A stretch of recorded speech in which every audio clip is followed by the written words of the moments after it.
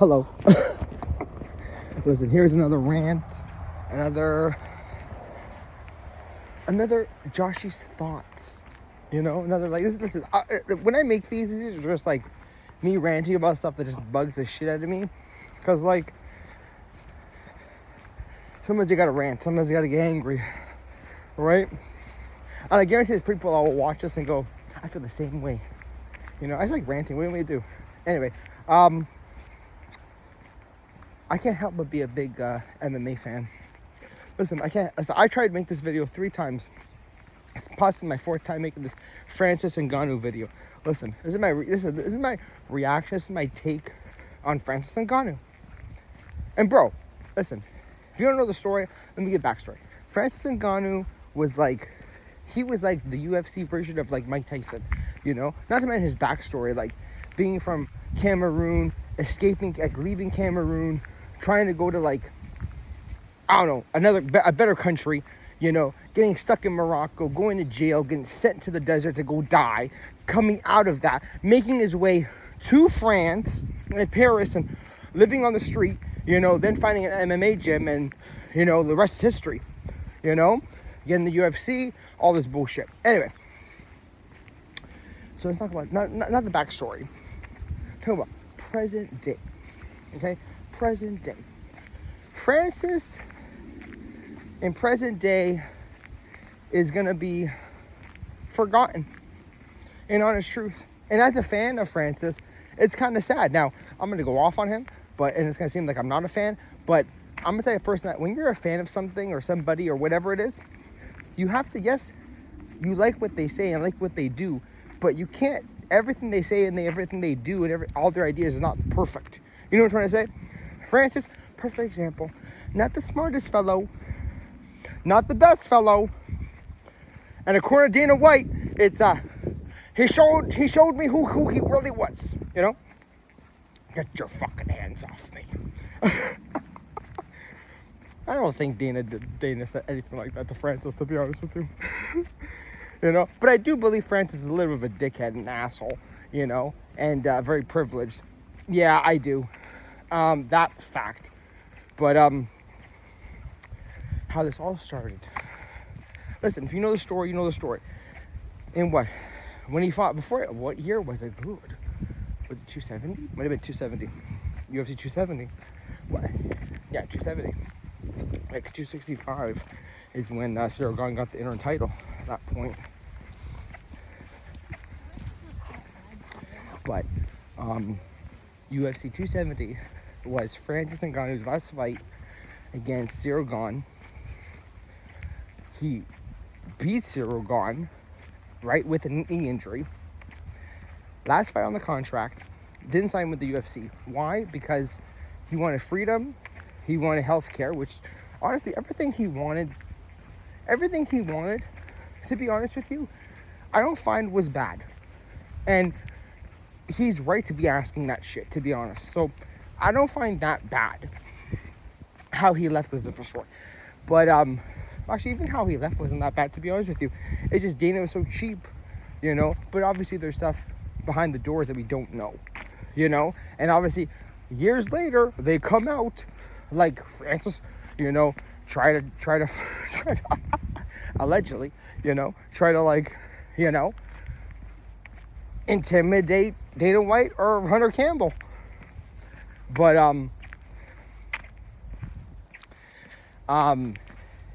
he didn't sign with the UFC. Ends up going to Bellator, PFL.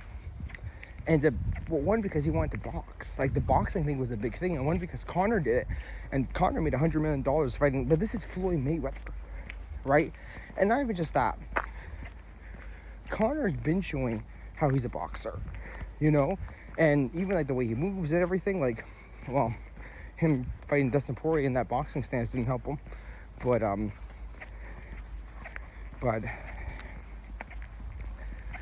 at this point, Conor's, I don't even know where Conor is, probably doing something at this point.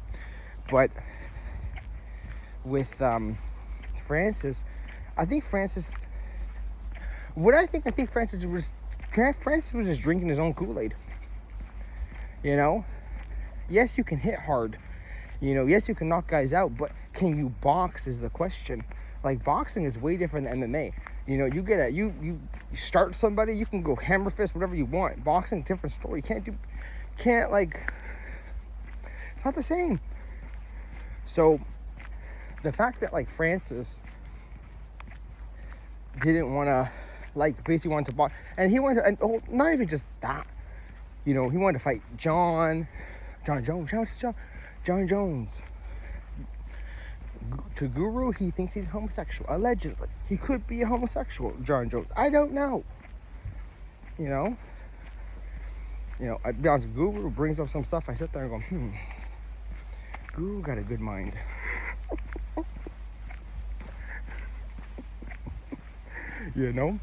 But I really think, but with him, I'm crossing. But yeah, so he left, goes to PFL, box Tyson Fury, makes X amount of dollars, knocks down Tyson Fury, comes back to PFL to do one fight. Not to mention, PFL, when they signed him, listen.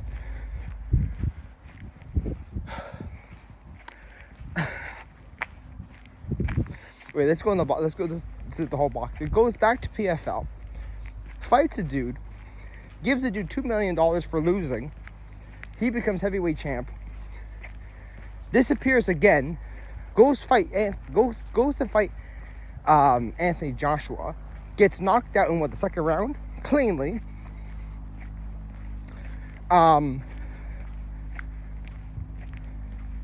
After that, doesn't want to go back to PFL.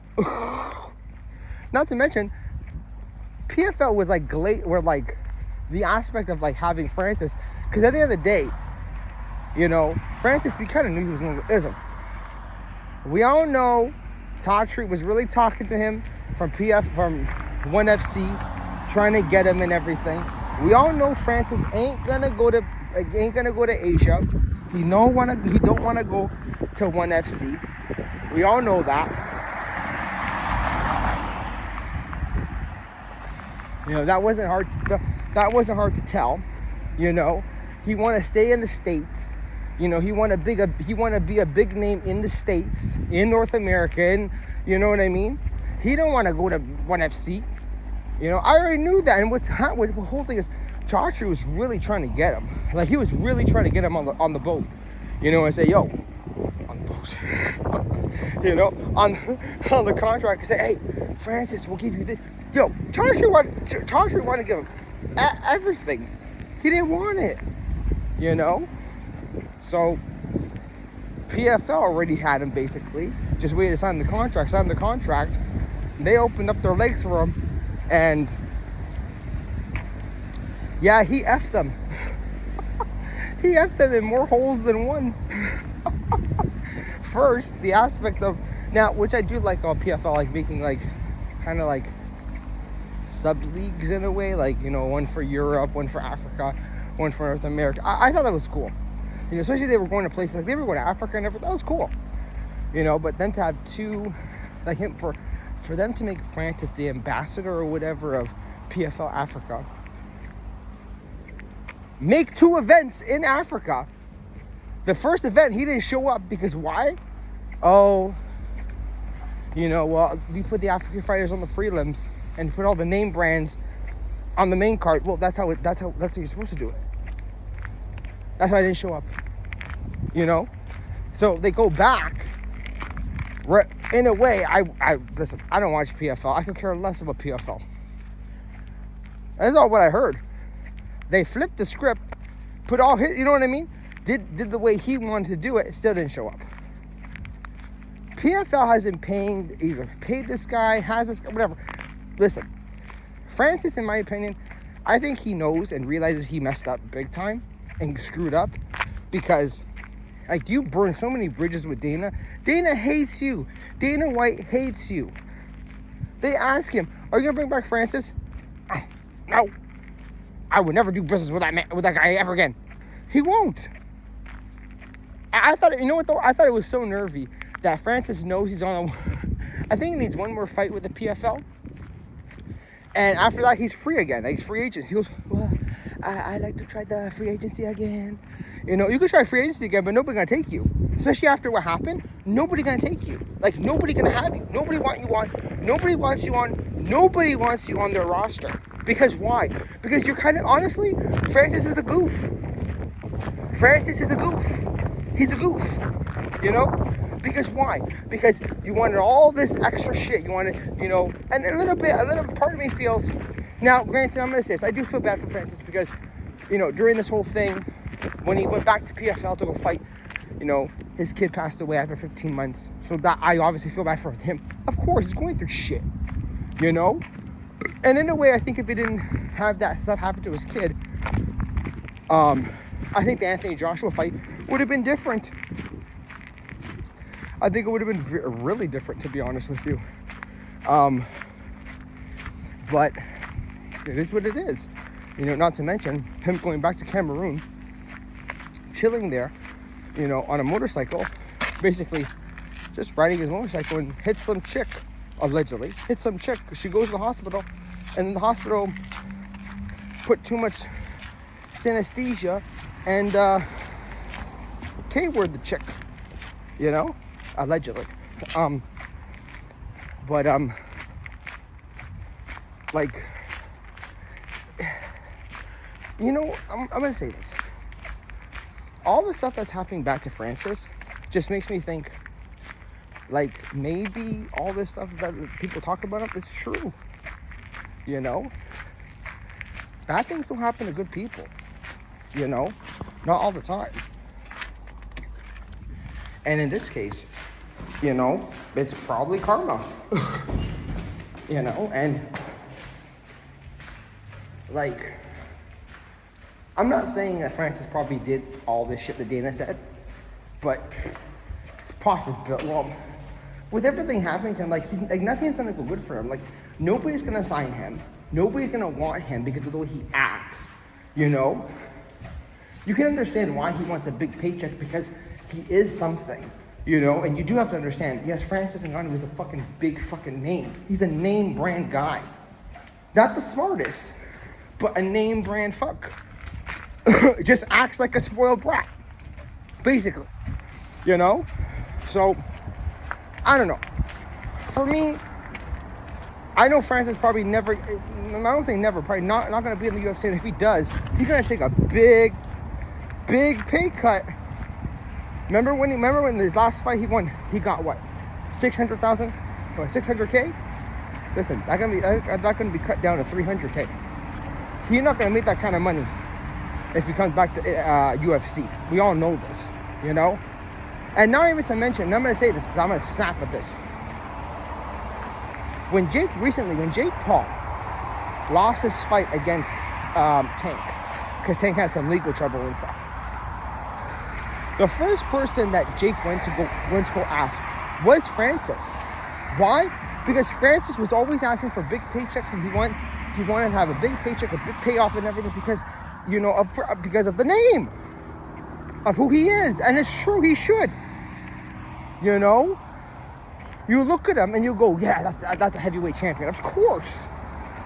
You know, but Francis fucked himself so much, it's ridiculous. And the fact, too, that him going, when Jake asked him and said, let's fight, or come on the card, whatever it was, oh, you're disrespecting me, you're not a boxer. You're not a boxer, you're a fucking MMA fighter, you fucking goof. You dumb fuck. Like, honest truth, Francis, you are so stupid. You could have made an X amount of how much millions of dollars you could have made. But you chose not to because, my integrity, my respect. Bro, that's thrown out the window. Anthony Joshua took that shit and left. Anthony Joshua said, fuck it, I'm taking this money, dog. And you know what? Good for Anthony Joshua to do that, to be honest with you. But it's true. Everybody be looking at my orange pants and my pink sweater. I'm just very flashy, I can't help it. If you see orange pants and a pink sweater, you know it's me. But it's true. It's the aspect of bro, Jake wanted to give you an X amount of money, dog. An X amount of money. And you don't want to... After that, that's when I said, bro, as a fan, I wipe my hands of Francis. I honestly wipe my hands of Francis at this point. I can't with Francis. He thinks he's too big than what he is, to be honest with you. And that's what it is. You know? Like, Jake's gonna give you an X amount of $million, and you don't want to fight, and you do because of respect. And I'm a boxer. You're not a boxer. You're literally 0-0. You're 0-2. And yes, you can argue he beat Tyson. True. He knocked him down. True. But